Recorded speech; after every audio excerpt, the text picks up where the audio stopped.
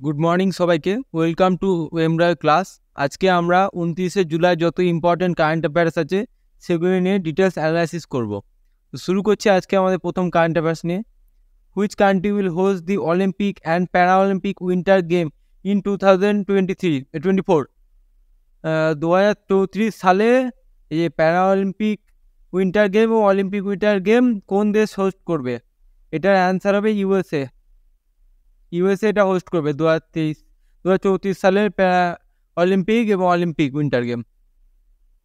2034 সালে Olympic Paralympic শীতকালীন game Salt Lake City, Utah, মার্কিন যুক্তরাষ্ট্রে আয়োজিত হবে। কোথায় আয়োজন হবে? Salt Lake City, ইউএসএতে।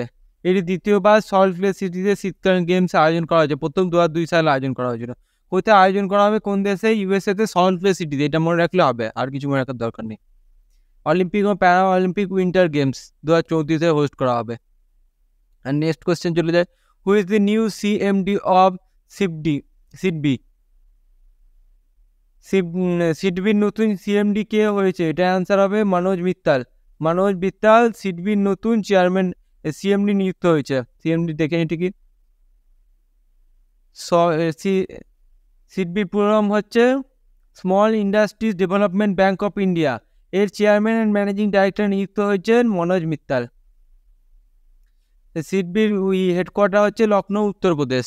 এটা হেডকোয়ার্টার সিডবি ফুল ফর্ম হচ্ছে small industries development bank of India. এর নতুন চেয়ারম্যান আর ম্যানেজিং ডাইরেক্টর হলেন মনোজ মিত্তাল। এটা মনে রাখলে এটা একটা কোশ্চেন আসবে, মনোজ মিত্তাল কোন ব্যাংকের সিএমডি নিযুক্ত হয়েছেন? এটা অ্যান্সার হবে small industrial development bank of India. আর নেক্সট এই যে ইনি হচ্ছে মনোজ মিত্তাল। আর নেক্সট কোশ্চেন চলে যায়, who has been selected for the world space award? World space অ্যাওয়ার্ডের জন্য কাকে নির্বাচন করা হয়েছে?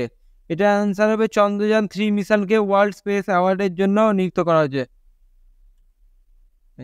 2024-এ আইএফএ ওয়ার্ল্ড স্পেস অ্যাওয়ার্ড ইসরোর চন্দ্রযান 3 দলকে দেওয়া হয়েছে। এই মর্যাদাপূর্ণ পুরস্কারটি মহাকাশ বিজ্ঞান ও প্রযুক্তিতে তাদের অসামান্য অবদান স্বীকৃতি দেয়। বিশেষ করে চন্দ্র দক্ষিণ মেরুতে অবতরণ করার জন্য এই অ্যাওয়ার্ডটি দিয়েছে। মানে যারা বিজ্ঞান এবং মহাকাশের প্রযুক্তি একটা আবিষ্কার করেছে, নতুন কিছু তাদেরকে এই অ্যাওয়ার্ডটি দেওয়া হয়, ওয়ার্ল্ড স্পেস অ্যাওয়ার্ডটি। এটা ইসরো চন্দ্রযানে যারা কাজ করেছেন তাদেরকে অ্যাওয়ার্ডটি দেওয়া হয়েছে, সেই দলটিকে, চন্দ্রের দক্ষিণ মেরুতে যাওয়ার জন্য। Next question, ISRO Chandrayaan 3। Next question চলে, who will host the annual leadership summit of the Quad countries in the year 2024? 2024 সালে কোয়াড দেশগুলির বার্ষিক নেতৃত্বের শীর্ষ সম্মেলন কে হোস্ট করবে? কোয়াড কান্ট্রির যে ইয়ারলি 2024-এ যে অ্যানুয়াল লিডারশিপ সামিট হবে সেটা কোন দেশ হোস্ট করবে? এটা আনসার হবে ইন্ডিয়া হোস্ট করবে। 2024 সালে কোয়াড দেশগুলির বার্ষিক নেতৃত্বের শীর্ষ সম্মেলন ভারত আয়োজিত হবে। এই শীর্ষ সম্মেলনে কে কে থাকবে? কোয়াড গ্রুপে অস্ট্রেলিয়া, জাপান, ভারত এবং ইউএসএ নেতাদের বিভিন্ন কৌশলগত অর্থনৈতিক বিষয় নিয়ে আলোচনা করতে একত্রিত হবে। কে হোস্ট করবে? মনে রাখতে হবে 2024-এ কোয়াড কান্ট্রিজগুলির যে অ্যানুয়াল সাবমিট হয় সেটা কে হোস্ট করবে? ইন্ডিয়া হোস্ট করবে। তার মধ্যে কে কে যুক্ত থাকবে? Australia, USA, India, Japan. Next question চলে যায়, who has approve the bill declaring the United Nation relief and work agency UNRWA a terrorist organization? জাতিসংঘের রিলিফ অ্যান্ড ওয়ার্ল্ড এজেন্সিকে জাতিসংঘ ঘোষণা কে বিল অনুমোদন করেছে? কোন দেশ? UNRWA বিল কোন দেশ অনুমোদন করেছে? এটা ইসরায়েলের যে পার্লামেন্ট আছে সেই বিলটি ঘোষণা করেছে।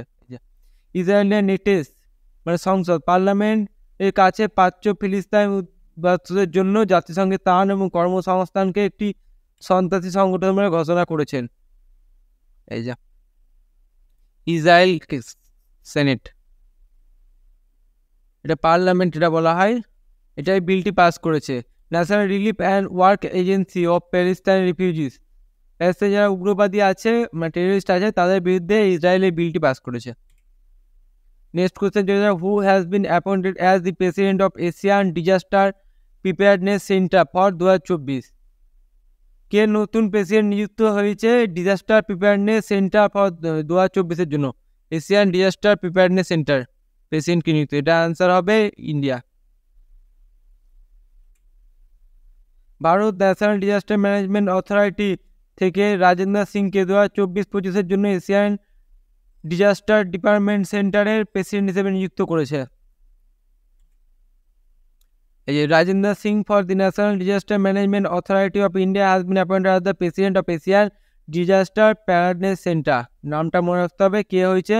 রাজেন্দ্র সিং, ইনি প্রেসিডেন্ট নিযুক্ত হয়েছেন এই যে ADPC, Asian disaster preparedness centre. Next question চলে যায়, loan up to how much lakh will be given under the launches revise model skill loan scheme.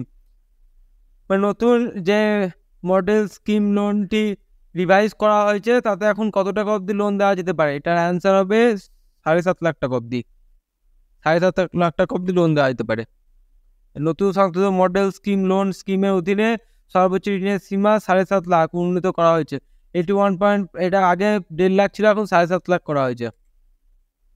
এবার নেক্সট কোশ্চেন চলে যায়, who launch the payment app digital and AI power VMware.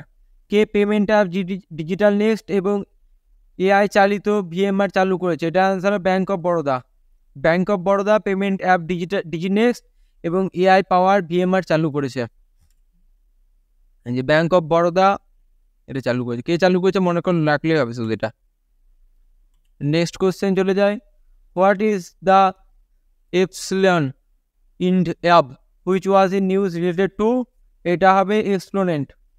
নামটা মারাতে হবে epsilon India epsilon India hub, যেটা recently নিউজে দেখাচ্ছে ওটা কি? এটা একটা এক্সপ্লোনেন্ট, দেখে নিই। যেটা এপসিলন ইন হাব হলো একটি এক্সপ্লোনেন্ট যা সম্প্রতি জেমস ওয়েব স্পেস টেলিস্কোপ দ্বারা ধারণ করা নতুন ছবিগুলির কারণে খবরে এসেছে।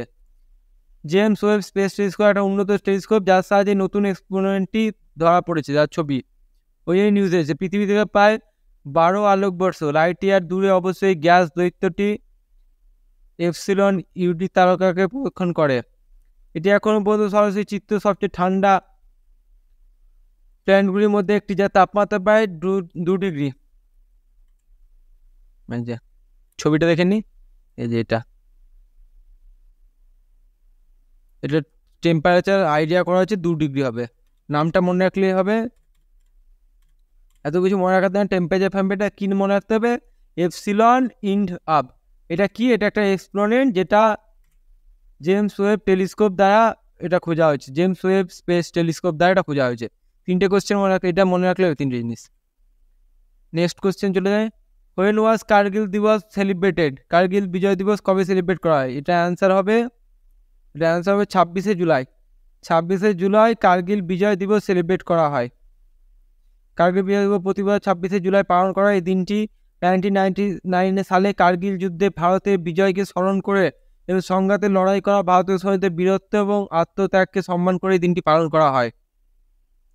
মানে 1999 সালে কার্গিল যুদ্ধে যেটা ভারত জয়লাভ করেছিল সেটাকে স্মরণ করে এবং যারা। এবার নেক্সট কোশ্চেন চলে যায়, এই যে কার্গিল বিজয় দিবস July 26। Next question, when was world brain day celebrated? বিশ্ব মস্তিষ্ক দিবস কবে পালন করা হয়? এটার অ্যান্সার হবে, এটার অ্যান্সার 22শে জুলাই। প্রতি বছর 22শে জুলাই এই ওয়ার্ল্ড ব্রেন ডে সেলিব্রেট করা হয়। এই যে 22শে জুলাই 2024 প্রতি বছর পালন করা। এটা 2024-এর থিম হচ্ছে ব্রেন হেলথ অ্যান্ড প্রিভেনশন। এটা 2024-এর থিম। এটা অবজেক্টিভ রাইট অ্যাওয়ারনেস আর promote education about neurological disorder. Neurological ডিসঅর্ডারের ব্যাপারে স্নায়ুবিক ব্যাধির সম্পর্কে সচেতনতা বৃদ্ধি করা, শিক্ষার প্রচার করা, এটাই উদ্দেশ্য। মস্তিষ্কের স্বাস্থ্য এবং প্রতিরোধের থিম। এটা 2-3টে কোশ্চেন আসতে পারে। ফার্স্ট কোশ্চেন কবে পালন করা হয়, আর একটা কোশ্চেন আসতে পারে 2024-এর থিমটা কি। এই যে 22শে জুলাই প্রতি বছর পালন করার থিম হচ্ছে ব্রেন হেলথ অ্যান্ড প্রিভেনশন।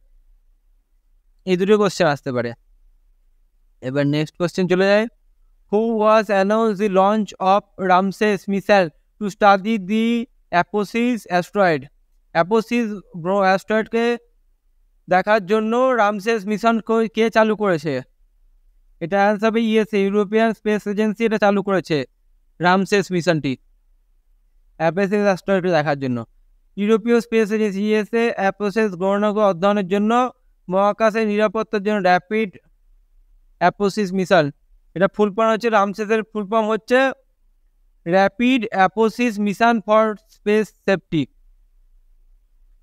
এটা চালু করেছে র্যাপিড, এই যে রামসেসের ফুল ফর্ম হচ্ছে rapid Apophis mission for space safety. এই মিশনের লক্ষ্য হলো এই যে এটা অ্যাপোসিস, এই 99,942 অ্যাপোসিসের সাথে মিলিত হয় 2019 সালে পৃথিবী খুব কাছাকাছি ফ্লাইবার চলাকালীন একটু পর্যবেক্ষণ করা। এটা মেন লক্ষ্য এটার। তো এবার 2-3টে কোশ্চেন আসবে। এটা ফার্স্ট কোশ্চেন হবে রামেসিসটা কে চালু করেছে, এটা আসবে ইউএসএ, ইউরোপীয় স্পেস এজেন্সি। সেকেন্ড কোশ্চেন হতে পারে রামসেসের ফুল ফর্ম কি, এটা আনসার হবে rapid Apophis mission for space safety. আর একটা কোশ্চেন আসতে পারে রামসেস মিশনটি কিসের সঙ্গে যুক্ত, এটা আনসার হতে পারে space mission, under water mission, এরকম অনেক করে আসতে পারে। আর নেক্সট কোশ্চেন চলে যায়, who has become the first Indian actor to be honoured with customize gold coin by the Grevin museum in Paris. প্যারিসের গ্রেভিয়ান মিউজিয়াম দ্বারা কাস্টমাইজ স্বর্ণমুদ্রা দিয়ে সম্মানিত প্রথম ভারতীয় অভিনেতাকে, এটার অ্যান্সার হবে শাহরুখ খান। শাহরুখ খান প্রথম ভারতীয় অভিনেতা যাকে এই যে গ্রেভিয়ান মিউজিয়াম প্যারিস দেওয়া হয়েছে কাস্টমাইজ গোল্ড কয়েন দিয়ে করা হয়েছে। বলিউড সুপারস্টার শাহরুখ খান প্যারিসের গ্রেভিয়ান মিউজিয়াম দ্বারা কাস্টমাইজ স্বর্ণমুদ্রা দ্বারা সম্মানিত প্রথম ভারতীয় অভিনেতা হয়েছেন। এই যে এটা হচ্ছে গোল্ড কয়েন, এই যে শাহরুখ খান, এই যে মিউজিয়াম গ্রেভিন, এই যে গোল্ড কয়েনটাতে সম্মানিত করা হয়েছে। মনে রাখতে খুব ইম্পর্টেন্ট।